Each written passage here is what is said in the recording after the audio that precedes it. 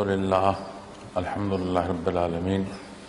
والصلاة والسلام علی حبیبہ محمد وآلہ وصحبہ اجمعین اما بعد فاعوذ باللہ من الشیطان الرجیم بسم اللہ الرحمن الرحیم واتبعوا ما تتلو الشیاطین علی ملک سلیمان اللہم سبحانک لا علم لنا الا ما علمتنا انک انت العلیم الحکیم مولا یا صلی وسلم دائما ابدا علی حبیبک من زانت بالرسول وعلى السامعین کرام السلام علیکم ورحمۃ اللہ وبرکاتہ۔ ارشاد فرمایا جا رہا ہے اور انہوں نے ایسی چیز کا اتباع کیا جو سلمان علیہ السلام کے زمانے میں شیاطین یعنی جن و انس پڑھا کرتے تھے۔ جیسے ہم اس موضوع سے متعلق بات کرتے چلے آ رہے ہیں کہ بے شمار اعتراضات جو ہیں وہ بنی اسرائیل نے اٹھائے، انہی میں ایک وقت ایسا بھی ہے کہ جب حضرت سلمان علیہ السلام اللہ کریم نے مبعوث فرمائے اور آپ علیہ السلام کی جو بادشاہی ہے اس بادشاہی کے بڑے پہلو تھے۔ عموماً بالعموم جب بات بادشاہی کی آتی ہے تو انسانوں کے حوالے سے ایک دسترس ذہن میں آتی ہے۔ اللہ کریم نے اپنے ان برگزیدہ ہستی کو بے شمار اور مخلوق جو آپ کے تابع تھی، آپ کا کلام بجا لاتی تھی، آپ ان کا کلام سمجھتے تھے۔ کچھ حصے قرآن کریم میں بھی بیان ہے، حدود کا واقعہ بیان ہے، اسی طرح چونٹی کا کلام جو اس نے اپنی چونٹیوں سے کیا وہ بیان ہے۔ آپ علیہ السلام نے اسے سماعت فرمایا، مسکرائے، اللہ کا شکر ادا فرمایا۔ تو شیطان اپنی شیطنت میں لگا ہے، جو برائی کی راہ کا انتخاب کرتا ہے، جو اس کے اندر شیطنت پیدا ہوتی ہے تو شیطنت کے پہلو پھر ایک راستہ اختیار کرتے ہیں جہاں بے شمار اور مسائل پیدا کرتے ہیں، وہاں ایک حصہ یہ جو جادو ٹونے کا ہے اسے بھی اختیار کیا جاتا ہے۔ یہاں اللہ جل شانہ نے ارشاد فرمایا اور انہوں نے ایسی چیز کا اتباع کیا جو سلمان علیہ السلام کے زمانے میں شیاطین جنوں اور انس پڑھا کرتے تھے۔ اس آیہ کریمہ کا دوسرا حصہ کفر سلیمان ولکن الشیاطین کفروا یعلمون الناس السحر۔ اب اللہ کریم نے ایسے کھلے معجزات آپ علیہ السلام کو عطا فرمائے جس سے مخلوق کے خدا کی رہنمائی جو ہے وہ مقصود تھی اور بے شمار مخلوق کو استفادہ نصیب ہوا۔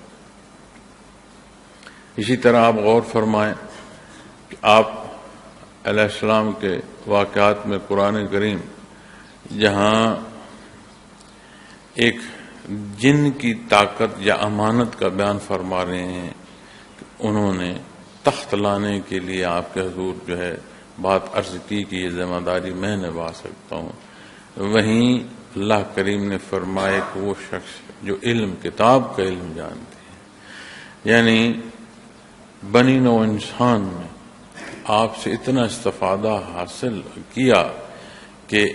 آنکھ چپکتے میں تعمیل حکم جو ہے وہ ہو گئے۔ تو بے شمار پہلوؤں سے اللہ کریم نے مخلوق کی رہنمائی فرمائی۔ اب بنیادی طور پر جتنی مخلوق ہے اس سارے میں دو مخلوق جنوں انس وہ ہیں جنہیں اللہ کریم نے عبادت کے لیے پیدا فرمایا۔ جنوں کی پیدائش انسان سے پہلے ہے، اسی دنیا میں اللہ کریم نے انہیں پیدا فرمایا، پھر عرصہ بعد اس پر 3000 سال عرصے کے حوالے سے عدد ملتا ہے، لیکن یقینی بات تب تک کوئی نہیں کر سکتا جب تک کلام ذاتی میں نہ بیان فرما دی گئی ہو یا نبی کریم صلی اللہ علیہ وسلم کا ارشاد عالی واضح ارشاد نہ فرما دیں۔ تو عموماً جب بات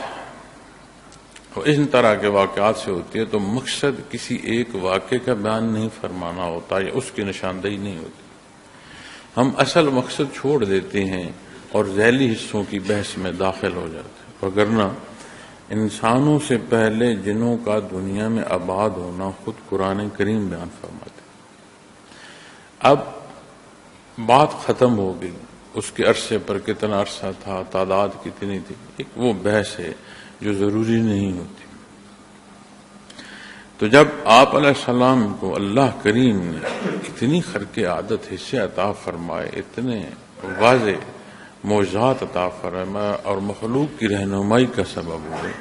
تو پھر جہاں جہاں شیطنت تھی اس نے اس حق کے مقابلے کے لیے ایک بودا جو ایک ہتھ کنڈا اختیار کیا، وہ یہ تھا کہ یہ سارا کچھ جادو ہے. آپ علیہ السلام پر یہ الزام لگایا گیا کہ یہ ساری قوت جو آپ کے پاس ہے، یہ کیسے ممکن ہے کہ انسان پرندوں سے بات کر سکے، حیوانوں سے بات کر سکے، ہوائیں مان رہی ہیں اس کی، مسافت میں ہوائیں مدد کر رہی ہیں، یہ کیسے ممکن ہے کہ جن جو ہیں وہ دست بستہ کھڑے ہیں، حکم کی تعمیل پر پابند ہیں. تو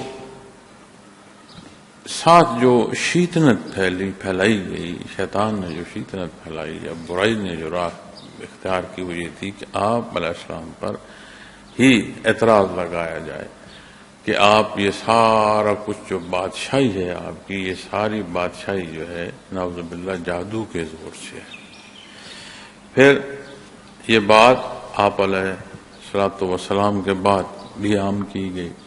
اور یہ بات بنی اسرائیل کو بیان فرمائی جا رہی ہے. غور فرمائیں نا کیسی کیسی زیادتی کی ہے انہوں نے، کہ تمہارے اجداد نے کہاں تک کیا کیا الزام تراشیاں کی. پھر اللہ کریم کے سچے مقرب تو شہادت اللہ جل شانہ نے عطا فرمائی کہ یہ جو جادو ٹونے کیا کرتے تھے اس زمانے، ہر زمانے میں بے شمار پہلوؤں سے ظاہری بھی اور باطنی بھی، کئی دفعہ کہیں قوت نظر آتی ہے اور کئی دفعہ کہیں کمزوری نظر آتی ہے. جیسے آپ فرعون کا زمانہ ہے، اس میں دیکھیں تو جو حساب کتاب ہے، میتھمیٹک اور جیومیٹری، اس کا حساب آپ دیکھیں تو آج بھی دنگ رہ جاتے ہیں کہ کتنا جدید کمپیوٹرائز سسٹم ہے، اس کو فیڈ کرنا ہے، وہ سارے پیمانے نکال دیتا ہے. اس طرح کی باریکیاں کہ ان پیمانوں سے نہ صرف عمارت کا توازن اور خوبصورتی ہو، بلکہ اس کے اندر جو موسمی اثرات ہیں وہ بھی ایسے ہوں جیسے تعمیر کرنے والا چاہتا ہے. تو اسی طرح آپ علیہ الصلوۃ والسلام کے زمانے میں اس طرح کی جو غیر معمولی باتیں ہیں یہ عام ہوئی، اور کوشش کی کہ یہ شیطنت پھیلے حق کے مقابل کے سارا کچھ جو کیا ہے یہ سارا جادو سے ہے. تو اللہ جل شانہ نے شہادت دی اپنے نبی کی. فرمایا وَاتَّبَعُوا مَا تَتْلُو الشَّيَاطِينُ عَلَى مُلْكِ سُلَيْمَانَ، یہ جو جادو کرتے رہے ہیں سلیمان علیہ الصلوۃ والسلام کے زمانے مبارک میں، یہ شیاطین تھے. اب قرآن کریم شیاطین میں جنوں انس کو بھی بیان فرماتا ہے. شیاطین جنوں میں بھی ہیں، انسانوں میں. بنیادی طور پر جو شیطان ہے یہ جنات میں سے ہے، پھر اس کی اپنی نسل ہے، اور اس کی جو پیروی جنوں میں سے یا انسانوں میں سے کرتا ہے وہ اتنے درجے کی شیطنت میں داخل ہوتا چلا جاتا ہے جتنی پیروی کرتا ہے. جب مور ثبت ہو جائے، ہدایت سلب ہو جائے معزز سامعین کرام، تو پھر وہ شیطان ہی کی نسل میں شمار ہوگا، چونکہ اس کی سوچ، اس کا عمل، اس کا رویہ، اس کی نیت سے لے کر عمل تک حصے سارے اسی بات کی غمازی کرتے ہیں کہ وہ شیطنت ہی کر رہا ہے، تو پھر اسی نسل میں شمار ہو. اس لیے جب یہاں فرمایا گیا ما تتلو الشیاطین، تو حضرت رحمۃ اللہ علیہ نے جب شیاطین لفظ کا ترجمہ کیا ہے تو بریکٹ میں پھر جن و انس بھی لکھا ہے، چونکہ یہ بات بھی ثابت ہے، مزید اگلی آیا کریمہ کی سن آئیں گی کہ یہ انسان جو جادو سیکھتے تھے بام جھگڑوں کے لیے، گھروں میں فساد کے لیے، تو اوپر جب شیاطین فرمایا گیا کہ جادو کرتے ہیں تو پھر یہ دونوں حصے اس میں شامل ہو جاتے ہیں۔ لیکن اللہ کریم نے شہادت عطا فرمائی کہ اور سلیمان علیہ السلام نے کفر نہیں کیا، مگر ہاں شیاطین کفر کیا کرتے تھے، لوگوں کو سحر کی تعلیم دیتے تھے، جادو کی تعلیم دیتے تھے۔ تو نہ صرف جادو کی ایک عمومی قسم تھی بلکہ ایک باقاعدہ عام تھا سیکھنا اور سکھانا۔ جہاں جس طرح کے حالات، وہاں اس طرح کی اللہ کریم نے اس طرح کے پہلو سے مثبت انداز کی رہنمائی عطا فرمائی۔ جب جادو ٹونا عام تھا تو اللہ کریم نے اپنے نبی کو علیہ السلام کو ایسے معجزات عطا فرمائے کہ ان جادو ٹونوں کی حیثیت نہیں رہتی۔ اور ایک بات یاد رکھیے معزز سامعین کرام، جادو کبھی جو ماہیت ہے، جو اصل ہے، اسے نہیں بدل سکتا۔ یہ نہیں ہو سکتا کہ قلم جو ہے وہ تلوار بن جائے یا تلوار قلم بن جائے، قلم قلم ہی رہے گا، تلوار تلوار ہی رہے گی۔ اور یہاں حضرت جی رحمۃ اللہ تعالی علیہ بڑی خوبصورت مثال قرآن کریم جی سے بیان فرماتے ہیں کہ جہاں فرعون کے دربار میں جادوگروں نے جادو کیا اور جو سامان انہوں نے پھینکا اس پر مفسرین کرام لکڑیاں اور رسیاں یہ بیان فرماتے ہیں کہ اس طرح کی چیزیں تھیں۔ لیکن حضرت رحمۃ اللہ تعالی علیہ جب وہاں تفسیر بیان فرماتے ہیں تو پھر اس جگہ جب قرآن کریم فرماتا ہے کہ انہوں نے لوگوں کی آنکھوں پر اثر کیا، یعنی جو وہ دیکھ رہے ہیں اس میں انہوں نے خرابی کی کہ جو ہے وہ تو وہی ہے، جو تصور ان کے ذہن میں پہنچ رہا ہے دیکھنے سے، وہاں انہوں نے ایسا عمل کیا ہے کہ وہ جو ہے وہ نہیں، جو وہ چاہتے ہیں وہ نہیں نظر آ رہا۔ تو آپ غور فرمائیں کہ کسی انسان کی یہ جو ہپنوٹائز کرتے ہیں، خونی سے جادو کہتا، ایک عمومی علمی بحث ہے کہ کسی کو اس طرح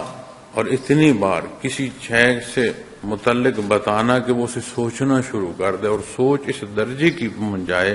کہ وہ شے ہو نہیں لیکن وہ شے یا وہ پہلو اسی بات کا اسی طرح محسوس ہو یا نظر آئے جیسا اسے بتانے والا چاہ رہا ہے۔ تو اسی طرح جادو جو ہے اس پر جب بات آتی ہے تو بڑے سوال بھی ہم کرتے ہیں، اور اس کا عجیب بات ہے کہ اس کی حیثیت کو بڑے دور تک ہم لے جاتے ہیں۔ سوال کیا کرتے ہیں؟ سوال کہتے ہیں کہ جادو حق ہے کہ نہ حق۔ اب یہ ایسے ہی سوال ہے جیسے کہہ دیا جائے کہ کفر کا ہونا کیا حق ہے کہ نہ حق۔ حق ہے دین اسلام، اس سے تجاوز جو ہے، اس کی کمی بیشی جو ہے، وہ سارا جو ہے وہ کفر ہے۔ اسی طرح جادو باطل ہے، کفر ہے۔ اب کفر پر یہ بحث کرنا کہ کیا یہ حق ہے کہ نہیں ہے، اب دنیا میں کیا کفر ہے یا نہیں؟ آپ دیکھیں ہے، انکار کے کتنے ہی پہلو ہیں، شرک کے کتنے ہی پہلو ہیں،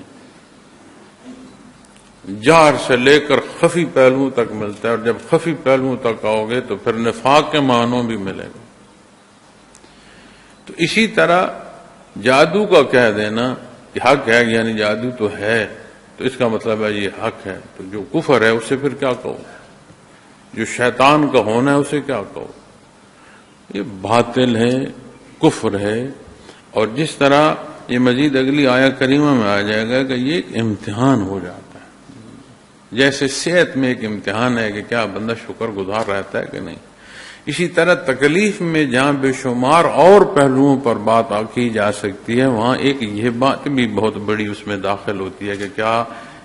جو تکلیف میں مبتلا ہے، مریض جو ہے، کیا وہ صبر کرتا ہے کہ نہیں، اللہ سے صحت اور مدد مانگتا ہے کہ نہیں۔ تو بے شمار پہلو ہوتے ہیں۔ اسی طرح ایک سوال جو آتا ہے وہ آتا ہے جادوگروں نے میرا رزق باندھ دیا، میری اولاد باندھ، میں کمزور اور خطا کار انسان جہاں بیٹھا ہوں وہاں ایک میری ذمہ داری ہے، اس ذمہ داری کو جب میں دیکھتا ہوں تو اس سے متعلق سارا دن جو آنے والے افراد ہوتے ہیں سوال کم ہی کرتے ہیں، کم ہی لوگ ہوتے ہیں اس سے متعلق جاننا چاہتے. سارا جو زور ہوتا ہے وہ یہ ہوتا ہے جیسے ایک معالج وجود کا ظاہری، جیسے ڈاکٹر، حکیم، طبیب بیٹھا ہے، ایسا کوئی بندہ بیٹھا ہے اور اس سے جو بیماریاں ہیں وجودی ان کا اعلان کرانا. حالانکہ جہاں جس ذمہ داری پر اللہ کریم نے مجھے توفیق بخشی وہ روحانی بے علاج ہے، روحانی بیماریوں کا علاج ہے، لیکن وجودی بیماریوں پر پورا زور ہوتا ہے. اور پھر ایک بات سننے میں آتی ہے، آپ ذرا دیکھ دیں یہ جو مسائل ہیں یہ کس نے پیدا کیے ہیں؟ کہیں کوئی جادو شادو تو نہیں ہم پر ہوا، کوئی جنات تو مسلط نہیں کسی نے کر دیے. میرے رزق کے مسائل ہیں، اولاد کی بندش ہے. یہ الفاظ میں آئے دن سنتا ہوں. اور حضرت رحمۃ اللہ تعالی علیہ فرمایا کرتے تھے کہ آنے والے کے لیے یہ جو ظاہری ایک معالج کے طور پر پیش آنا ہے وہ فرمایا کرتے تھے یہ گو ذمہ داری نہیں ہے، لیکن اسے راہ للہ ادا اس لیے کرنا ہے کہ کہیں ایسی جگہ چلے جائیں گے جہاں مزید ان کو دینی پہلو میں بھی مشکوک کر دیا جائے گا اور بے شمار ایسی بدعات جو ہیں وہ اس میں ڈال دیا جائے گا. چونکہ آنے والا جب پوچھتا ہے کہ جی مسئلہ کیا ہے تو میں اس سے جو عرض کرتا ہوں وہ یہ کہتا ہوں کہ آپ اس کا علاج چاہتے ہیں یا تحقیق. اب اسے کوئی لفظ بول دیں، ہمسائے کا بول دیں، عزیز کا بول دیں، وہ پہلے اتنا تنگ ہے اور حد اس کو پہنچ چکا ہے کہ وہ حق اور باطل کو نہیں پہچان رہا. جب کوئی شخص یا فرد یہ کہے کہ کسی نے جادو سے میرا رزق بند کر دیا ہے تو آپ اس کی ذہنی جو استعداد ہے، جو ایمانی کیفیت ہے، اس کا درجہ سمجھ آئے. اب اسے کسی طرف اشارہ کرنے کی ضرورت ہے، اس نے جا کر اس کے گلے پڑ جانا،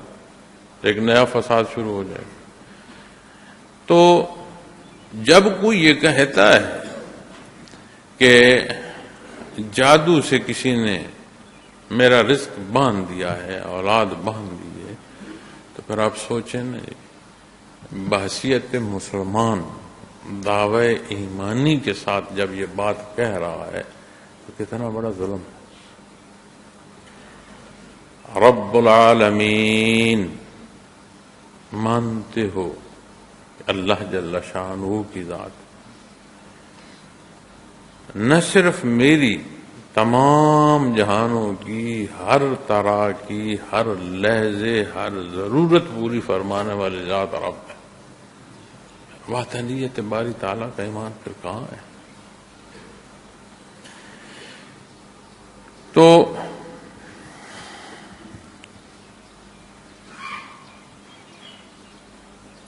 حضرت سلمان علیہ السلام پر جو اعتراض ہے وہ درست نہیں ہے، اس کی شہادت اللہ کریم نے. پھر اس آیا کریمہ کے ذیل میں مفسرین کرام یہ بھی لکھتے ہیں کہ آپ علیہ السلام نے یہ کوشش بھی فرمائی کہ اس طرح کی جادو ٹونے جو پھیلائے جا رہے ہیں ان تحریروں کو ضبط کر لیا جائے، اور آپ کے دار دنیا سے پردہ فرمانے کے بعد پھر شیطان نے کوشش کی کہ انہیں حاصل کر کے مخلوق میں پھیلایا جائے. لیکن اس سے متعلق جیسے میں نے پہلے عرض کی کہ اتنا دیکھنا یا سوچنا ضروری ہے جتنا ہمارے متعلق ہے یا جو بیان فرمایا جا رہا ہے. کیونکہ قرآن کریم کا مقصد واقعات بیان فرمانا نہیں ہے، رہنمائی عطا فرمانا ہے. غلط اور صحیح کی جو پہچان ہے اس تفریق کو اس درجے کا واضح فرما دینا کہ حق ایسا ظاہر ہو جائے کہ ماننے والوں کے لیے کوئی کمی بیشی نہ رہے،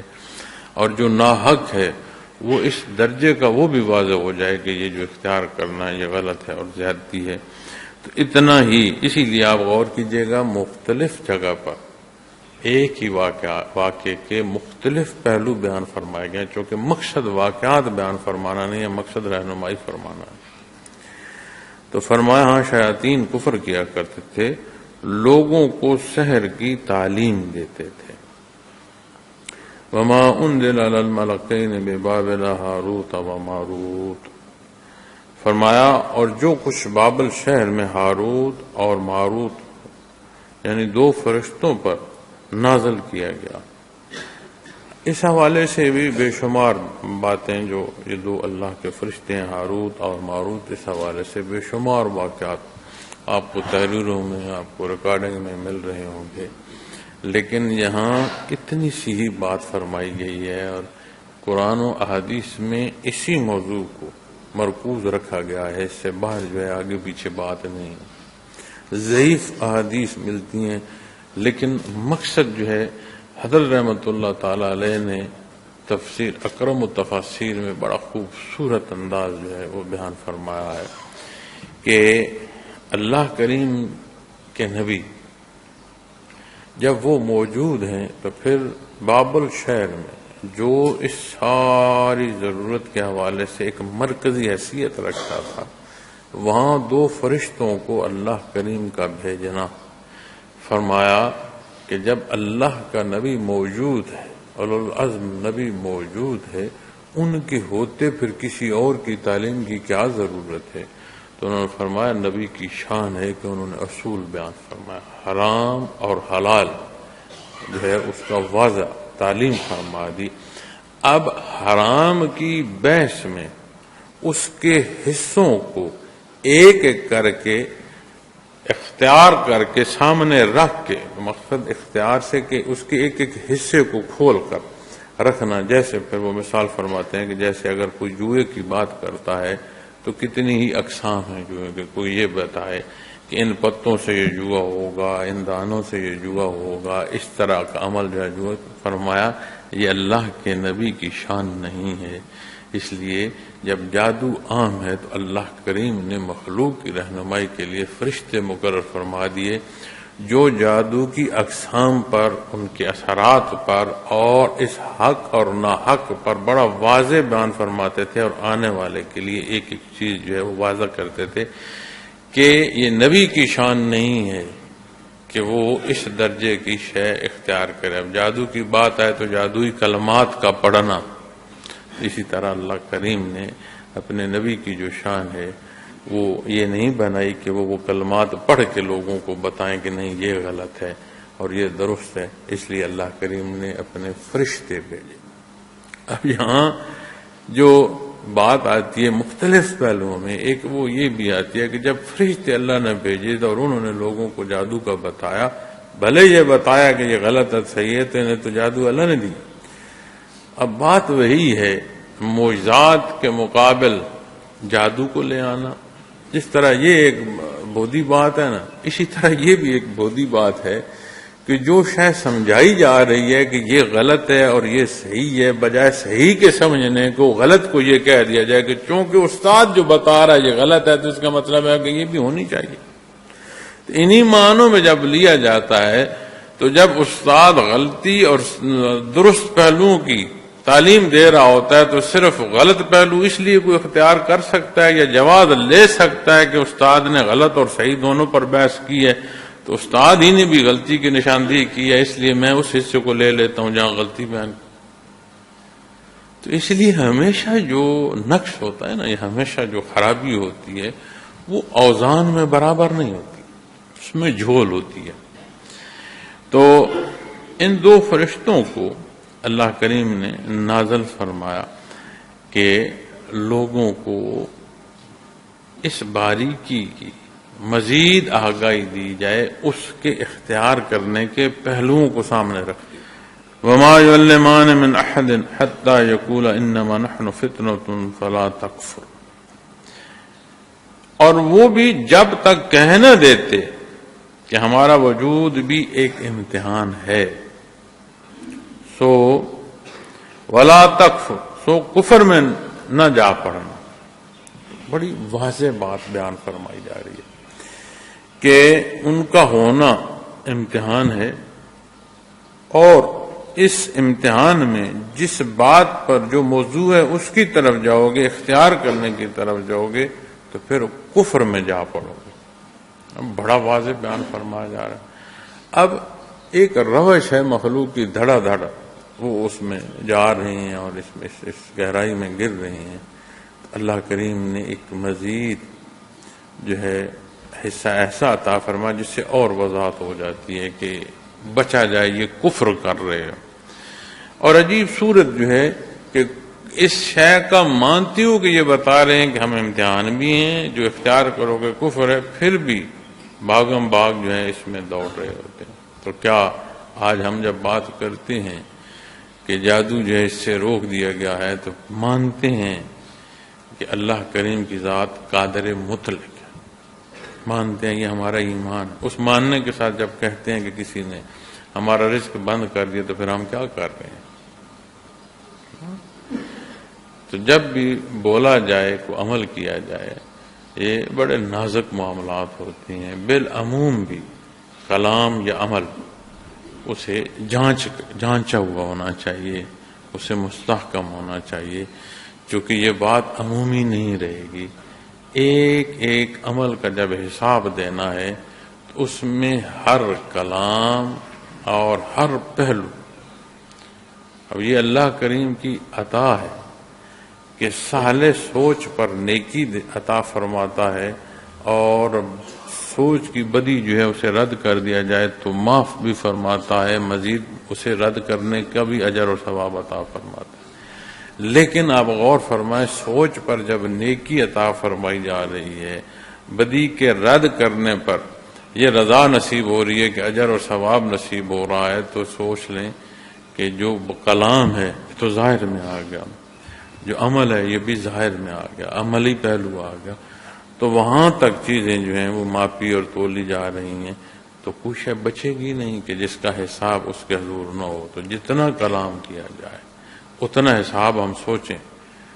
جتنا عمل ہم کر رہے ہیں اتنا حساب سوچیں کہ یہ صالح تھا یا غیر صالح تھا، عمل صالح تھا یا غیر صالح تھا، چونکہ یہ امانت ہے، اس کی عطا ہے۔ ہم مالک نہیں ہیں کہ ہم کہیں کہ یہ وجود کا مالک میں جو چاہوں وہ نہیں، ہم امین ہیں۔ جس درجے کی کمی بیشی ہوگی اس درجے کی خیانت ہوگی۔ تو اللہ کریم نے یہ بھی مہربانی فرمائی مخلوق پر کہ اپنے فرشتوں کو اس خرابی، جادو کی خرابی کے ایک ایک حصے کو وہ کھول کر بیان کر رہے ہیں، اور جادو کے اعمال کو جب بتایا جا رہا ہے کہ اس عمل کو سیکھو گے تو اس کے جو مرتب ہو رہے ہیں اثرات، تو پھر وہاں تک کہ اس غلطی کے اثرات یہ مرتب ہوں۔ اور ایک اور پہلو میں آپ کو عرض کروں کہ پاک صاف رہنا یہ ایسا عمل ہے جسے نصف ایمان بیان فرمایا گیا ہے کہ پاکیزگی جو ہے یہ نصف ایمان ہے۔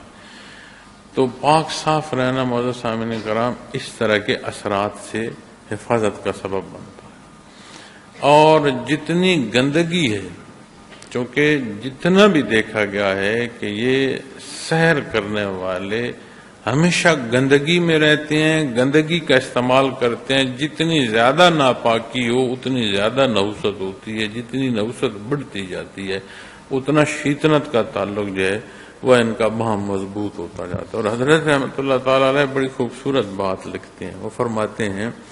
عموماً جو جادو ٹونا کرنے والے ہیں یہ سمجھتے ہیں کہ اس نے جو ہے جن جو ہے اسے قابو میں کر رکھا ہے۔ وہ فرماتے ہیں شیاطین نے انہیں قابو کر رکھا ہوتا ہے، ان سے شیطنت پھیلا رہے ہوتے ہیں، لوگوں کی ایمان ضائع کرا رہے ہوتے ہیں، لوگوں کی جو دنیا کی ضروریات ہیں، مال و دولت، وہ ضائع کرا رہے ہوتے ہیں، اور جو ان سے ہو سکے ان کے لیے وہ کر رہے ہوتے ہیں، لیکن وہ اپنا وہ مقصد جو شیطنت ہے، شیطان اس پر عمل پیرا ہوتا ہے، اور یہ سمجھتے ہیں ہم نے جنات قابو کر لی ہیں، شیاطین جو ہیں وہ ہمارے اختیار میں، ہم جو چاہیں وہ جا کر کراتے ہیں۔ تو یہ جو صفائی ہے، پاکیزگی ہے، طہارت ہے، طہارت نصف ایمان، تو جتنا پاک صاف رہا جائے اتنی حفاظت رہتی ہے، اور کوئی شے ہو نہیں سکتی، کوئی خشک پتا ہو کے ٹہنی سے ہوا کے سپرد نہیں ہو سکتا جب تک کہ اللہ کا حکم نہ ہو۔ مختلف پہلو ہیں ہر شے کے۔ اب ایک ہی جنگ ہوتی ہے، اس میں قتل ہونے والے واصل جہنم بھی ہو رہے ہوتے ہیں، شہادت کا درجہ بھی پا رہے ہوتے ہیں۔ جنگ ایک ہی ہے، دن ایک ہی ہے، ایک ہی وقت میں دو طرح کی ہلاکتیں ظاہری بینوں میں، ایک آگ میں اور ایک کو فرمایا جا رہا ہے کہ اسے مردانہ کو۔ اسی طرح جب آپ بیماریوں کے اور مسائل اور مصائب کے پہلوؤں کو دیکھیں گے تو کسی کی ایک پکار اپنی ضرورت کے لیے اللہ کریم اس پکار کو قبول فرما لے تو وہ پکار نہ صرف اس کی احتیاج کی دوری کا سبب بنتی ہے، وہ غفور الرحیم ہے، اس کی بخشش کا سبب بناتے۔ پھر کہیں کوئی تکلیف کسی مریض کو متعرض کر دے تو وہ اعتراض عمومی نہیں ہوگا، کیونکہ وہ اعتراض ذات باری پر جا کر ہوگا۔ اسی لیے تو حدیث شریف میں فرمایا گیا ہے نا کہ جس کا مفہوم عالی ہے کہ ساری زندگی کے اعمال ایسے ہوں کہ جنت کی طرف جا رہا، اور کوئی عمل ایک ایسا یا بات ایسی آ جائے یا ایسا عمل کر دیا جائے جو اسے دوزخ کا رخ دے دے، یا ساری زندگی کے اعمال بد ہوں اور کوئی عمل ایسا آ جائے جو اسے جنت کے قریب کر دے۔ تو ہمیشہ اللہ کریم سے ہر شے مانگنی چاہیے، ہر بات کا رخ اللہ کریم کی طرف رکھنا چاہیے، معاملات، ذات، حالات، واقعات اسی کے حوالے کرنا چاہیے۔ جب بات ہم اپنے پر لیتے ہیں تو پھر مسائل پیدا ہوتے ہیں، کمزوریاں پیدا ہوتی ہیں، نقص پیدا ہوتے ہیں، اور جیسے میں عرض کرتا آ رہا ہوں، اگر اس بات کو میں ایک آدھ لائن میں اس کی اہمیت کو اجاگر کروں تو یہ زندگی محض گزار دینے کا نام تو نہیں ہے۔ قرآن کریم جو ہمیں تعلیم دے رہا ہے، جو نبی کریم صلی اللہ علیہ وسلم نے ہماری رہنمائی فرمائی ہے، معزز خواتین و حضرات، انسانی حیات کو رب کائنات نے ان دو مکلف مخلوقات میں پھر بشر کو جو مقام عطا فرمایا، ہمارے ساتھ مکلف دوسری مخلوق کا یہ درجہ نہیں ہے۔ اس مخلوق کی جہاں دنیا کے حالات کے بیانات ہیں، وہاں حساب کتاب کے بیانات تک تو مکلف مخلوق ملتی ہے، سزا تک بھی ملتی ہے، انعام میں مکلف مخلوق آخرت میں نہیں ملتی۔ جنات کے حوالے سے جنت کے جو معاملات ہیں وہ قرآن کریم میں بیان نہیں فرمایا جا رہا۔ جنات میں نبوت کا ارشاد نہیں فرمایا گیا۔ جنات کے ایمان لانے میں اسی قرآن کریم کی سماعت بیان فرمائی گئی کہ لبھائے محمد رسول اللہ صلی اللہ علیہ وسلم سے انہیں نصیب ہو۔ یہ نہیں بیان فرمایا جا گیا کہیں کہ انہیں بھی کوئی کلام ذاتی عطا فرما۔ کیسی رہنمائی تھی ہم سے پہلے، اللہ بہتر جانتا ہے۔ ہمیں کیا جاننے کی ضرورت ہے جو ہمارے لیے ہوگا۔ تو پھر اس مکلف مخلوق میں، دو مکلف مخلوقات میں پھر اس بشر کی جو اہمیت ہے، اور بالعموم مخلوقات کو دیکھو، ایک مخلوق کی خدمت پر مامور ہیں۔ دیکھو نا، زمین اللہ کی مخلوق ہے، ہم تو آگے جا کر حشرات یا نباتات یا جاندار کے حوالے سے بحث کر رہے ہیں نا، یا غیر زمین خود بھی تو اس کی ایک مخلوق ہے، آسمان اس کا پیدا فرمایا گیا ہے۔ زمین پر آپ دیکھتے ہیں یہ جو روشنی کا سبب ہے سورج، اللہ کریم نے اسے پیدا فرمایا، اس کی مخلوق۔ چاند، تارے، یہ جو آسمان دنیا کو مزین فرمایا رب کائنات نے، قرآن کریم فرماتا ہے دیکھنے میں بھی خوبصورتی قرآن کریم اس کی بیان فرماتا ہے۔ آپ غور کریں، ان تمام مخلوقات کا ایک رخ، اپنے وجود کے ساتھ ایک رخ ملے گا، اور وہ رخ استفادے کا ہوگا، خدمت کا ہوگا، اور اس خدمت پر اگر آپ دیکھیں کہ کون سی ایک مخلوق ہے جس پر یہ تمام مخلوقات گرد و پیش اس کی خدمت پر معمول ہیں، آپ دیکھیں حضرت انسان آپ کو نظر آئے۔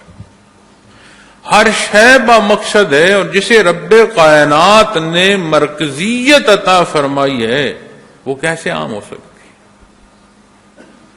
تو زندگی محض گزارنے کا نام نہیں ہے۔ یہ زندگی کے معنوں میں تب آئے گی جب نور ایمان نصیب ہو۔ مقصد حیات تب پورا ہوگا جب بندہ اس کے حضور سربسجود ہوگا، اسی کی ذات میں ایسا فنا ہو جائے کہ دنیا بھی اسی کے نام کی رہے، آخرت میں بھی اسی کی امید سے انسان جو ہے وہ اپنے سفر کو اختیار کرتا ہوا جا رہا ہو۔ معزز سامعین کرام،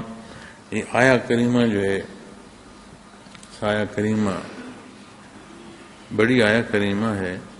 تو انشاءاللہ زندگی رہی تو باقی پہلو پھر اگلے بیان میں عرض کروں گا۔